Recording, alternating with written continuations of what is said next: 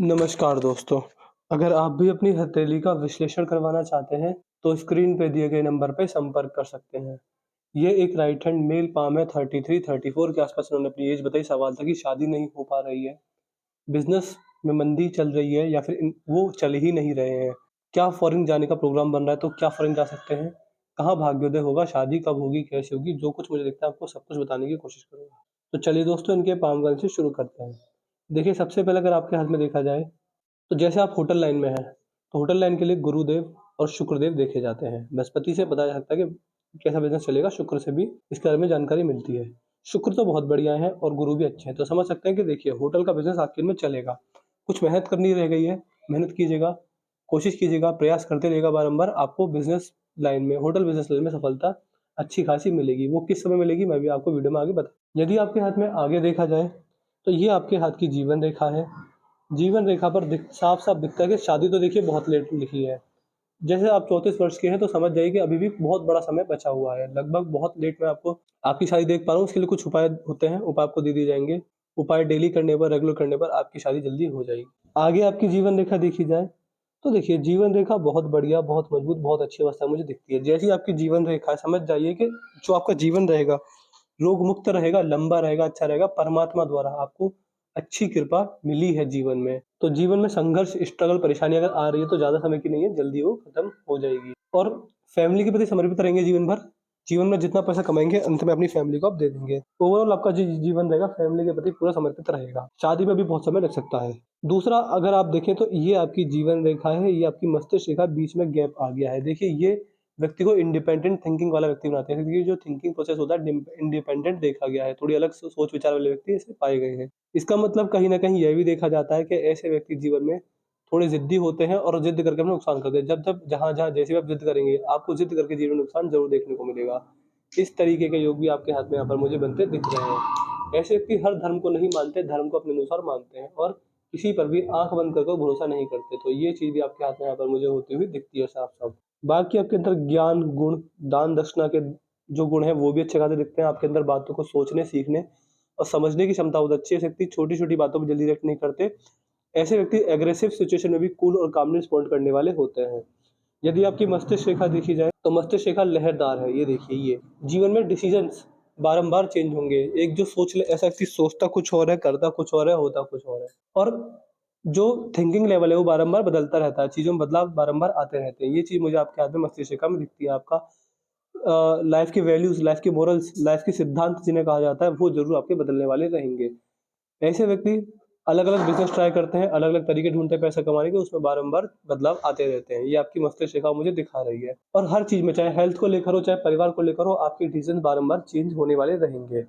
ये चीज़ मुझे आपके हाथ में यहाँ पर साफ-साफ बनती हुई दिखती है। इसके बाद आपकी हृदय रेखा देखी जाए तो ये हृदय रेखा है और ये आपके हाथ में शनि पर आकर रुक गई है। देखिए व्यक्ति बहुत ज़्यादा, बहुत ही ज़्यादा स्वार्थी हो सकता है।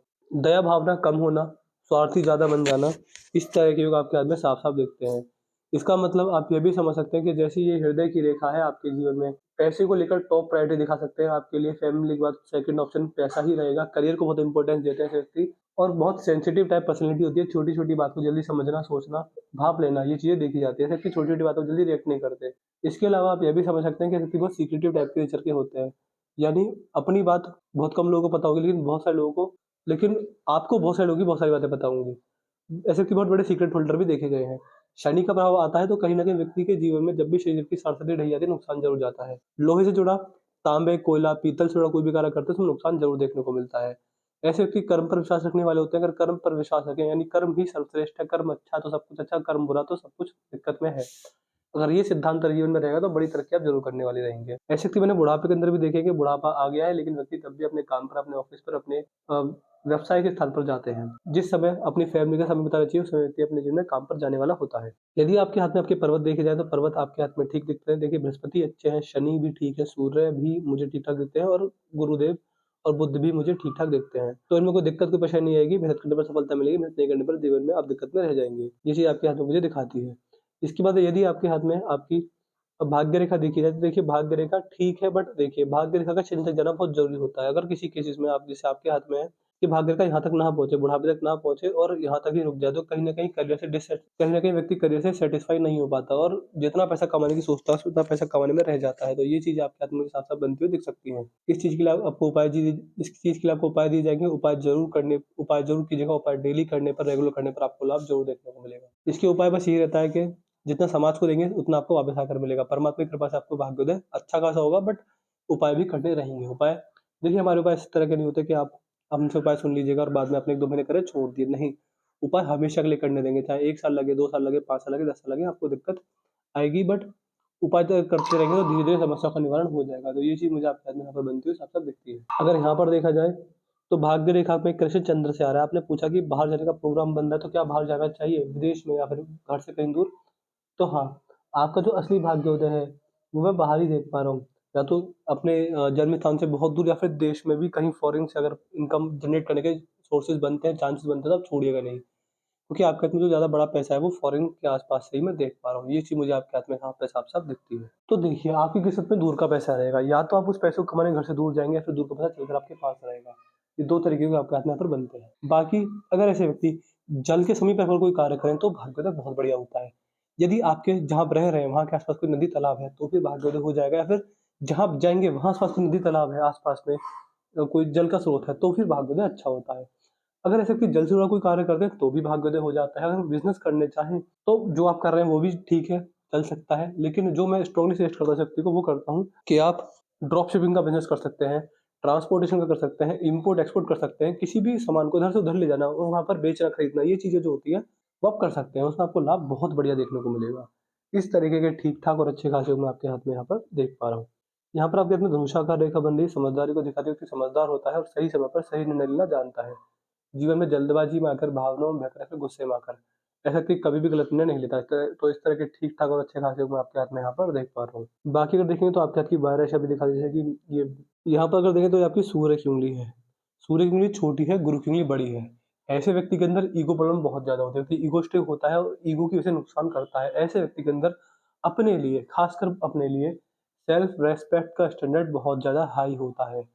ऐसे व्यक्ति अपने जीवन में आप समझ लीजिएगा कि जब भी रिश्ते बिगड़ेंगे, उसमें आपकी ईगो सामने आएगी। ईगोइस्टिक व्यक्ति रहेगा, सामने व्यक्ति अगर ये भी कहे मैं मज़ाक कर रहा हूँ, बुरा मत मानना, तभी व्यक्ति बुरा मान जाता है। एक तो ये चीज़ होती है, दूसरा व्यक्ति रिस्क टेकर नहीं होते, रिस्क लेना नहीं जानते।